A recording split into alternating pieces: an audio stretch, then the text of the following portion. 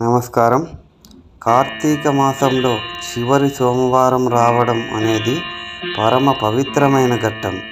ఈ నెలలో శివయ్యను పూజించడానికి దొరికిన చివరి అత్యంత ముఖ్యమైన అవకాశం ఇది.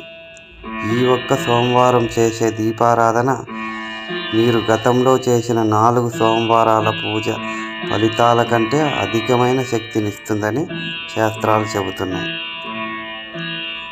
ఈ సంవత్సరము నవంబరు 17న వచ్చే ఈ సోమవారం రోజున మీ జీవితంలో దీర్ఘకాలిక సమస్యలు, గ్రహ దోషాలు తొలగిపోవాలంటే ఇంట్లో ఏం చేయాలి తెలుసుకుందాం.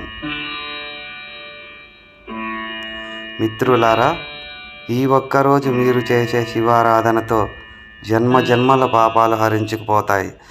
పెద్ద అప్పుల బాధ ఉన్నా ఆ పీడ తొలగిపోవడం ఖాయం. దీర్ఘకాలంగా నెరవేరని కోరికలు నెరవేరుతాయి. ముఖ్యంగా ఈ సోమవారం ప్రదోష వ్రతం కూడా వచ్చింది కాబట్టి సాయంకాలం పూజకు మరింత శక్తి ఉంటుంది.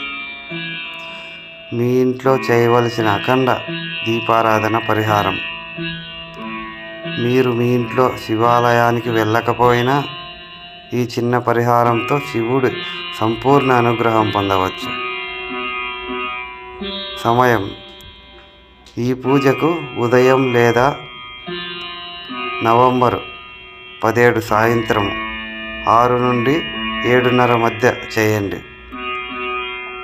మట్టి ప్రమిదలో లేదా వెండి ప్రమిదలో 9 దూది ఒత్తులను కలిపి ఒకే ఒత్తిలా సిద్ధం చేయండి.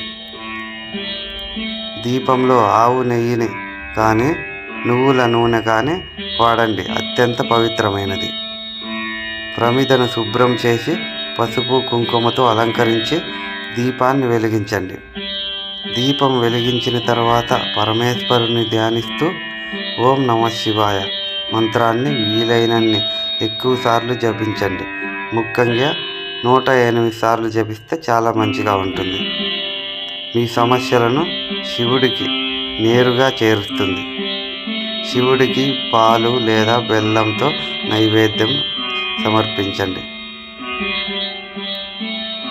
నమ్మకంతో మరియు నిష్ఠతో చేసిన ఈ చివరి కార్తీక సోమవారం పూజ మీ జీవితాన్ని కొత్త మలుపు తిప్పుతుంది. దేవాది దేవుడు మీకు అష్టైశ్వర్యాలు ప్రసాదించునుగాక.